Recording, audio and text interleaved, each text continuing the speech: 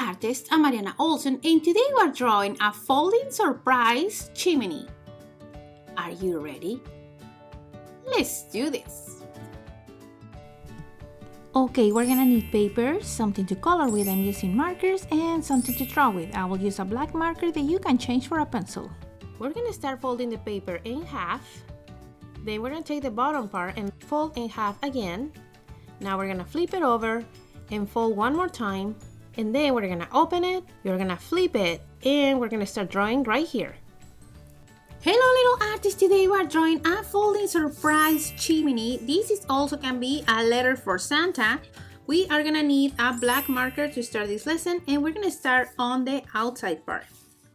The first thing I'm gonna do is draw the Santa hat that is just sticking out of the chimney. On the left side, we're gonna leave a big space, about 3 fingers, and we're gonna draw a circle.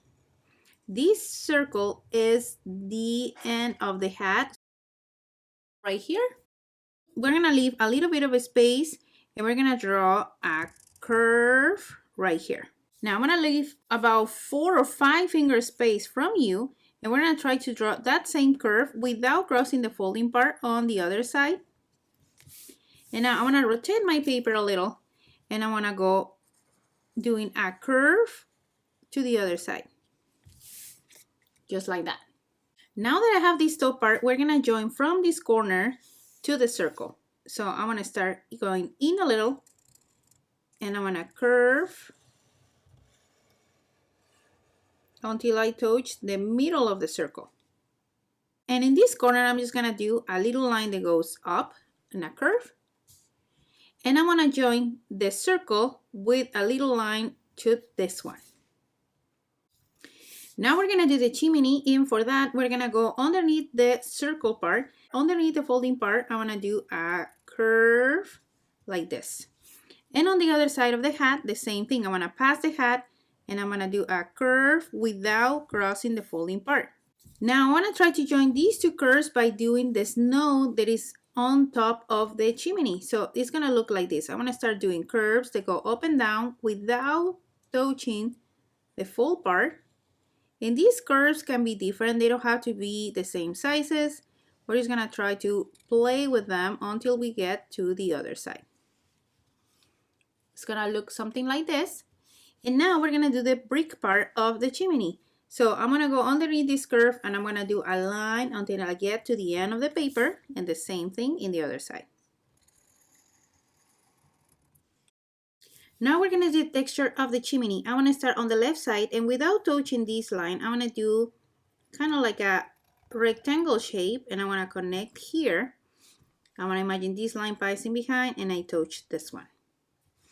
I wanna continue doing bricks here, so I'm gonna leave a space in between, and we're gonna continue doing these rectangle shapes that they have round corners.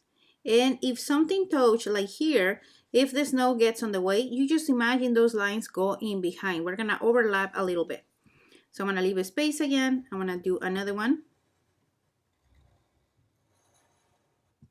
And I wanna try to make them the same size or similar sizes here. So the last one I'm gonna imagine is passing in behind the snow, and it almost connect with the end of the bricks. Now underneath here, the next brick, I want to do it in between the space that I have here, okay? So I'm going to leave a little bit of a space at the end, and I'm going to trace this rectangle shape right in between the 2 shapes I have on the top. Now I want to leave a space, and I want to continue doing my rectangle shape now here again. It just gets kind of like in between these 2, and we're going to do one more right here. Now let's do one more line underneath these ones. We're gonna do the same idea. I wanna start here on the bottom without touching the end of the paper. And this time I'm not gonna trace the bottom line, okay? We're gonna do it again here. And at the end, I'm gonna try to copy this idea, put part of the brick. So I'm just gonna go 1 and 2. Now that I have the outside part, let's open the paper. We're gonna start first by doing a line that go underneath this one, cross the folding part, and go kind of like in the middle of this one. We're gonna do the same idea in the other side. I'm gonna curve and go in the center, and I'm gonna leave a space here. This space is where his nose is gonna go, and I'm gonna do kind of like a U shape or a C shape right here. Now the space that I have here is very little. We're just gonna fit there the eyes, okay? So the eyes are gonna go here next to the nose, and they're gonna be 2 upside down letter U's, and I'm gonna pass the marker twice just to make the eyes look a little thicker. And now I want to draw the eyebrows on the top part of my folding part. So these eyebrows are 2 rectangle shapes. They're pointing a little bit up, so they are a little sideways, and the corners are rounded, okay? So she's pointing a little bit up, and in the other side, I'm going to do the same thing. I'm going to do this rectangle shape, round corners, just like this, okay? Now we're going to mark the separation between the hat and the face. So in between the 2 eyebrows, I'm just gonna pass a line. I'm gonna imagine this line comes in behind and connects with the hat, and it's the same thing here. Now let's do the mustache from this corner, and I'm gonna try to go here and connect with the middle of the nose. Now let's do the same thing from this corner. I wanna come down here and connect with the middle of the nose.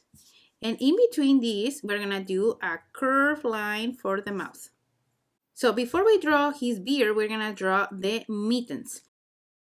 We're gonna do a shape that goes like this, around and come back up. You see, I did a little bit of a pointy here on the right side. Now I wanna repeat that shape now, leaving a little bit of a space on the right side. Okay, so I'm gonna start on the top. I'm gonna go around, kind of like doing a U shape, and come back in a point. Okay. Now this is gonna be his gloves, his hands that they are holding here. Now let's turn the paper a little, and we're gonna go down of this pointy part we did, and we're gonna do a line that cross from side to side. Okay, it's gonna look something like this. And now I can draw the beard. So for that, the first thing I'm gonna do is the ears, and underneath the folding part, I'm just gonna trace a C shape. Underneath the folding part, C shape, okay? And should be a space between the hands and the ears. In that space, we're gonna draw 1 and 2 curves. And if you see, the second curve went in a little. Let's do that again. Curve. And we're gonna do 1 more that goes in a little and connects with the hand. Okay, now in this side, I'm gonna connect this line. I'm gonna cross the folding part, and I wanna connect it with the glove. Just like that. And in this side, I'm gonna try to do the same. Now, in this side, my hand is a little off of this part. So I'm just gonna extend my line a little. Imagine this one passing behind. And now I wanna rotate my paper, and I'm gonna go up here from side to side. See? So if that happens like that to you, we can just extend the line here. But if your line happens to be like this, you just connect with the glove. And there, that's it. We finished this Santa that is coming out of a chimney. And the idea here is that this is the part that you're gonna write your letter to Santa. Now let's check how it looks when we close it. And this is how it looks when we open. I hope you like this lesson, and now my favorite part is coming. Let's color!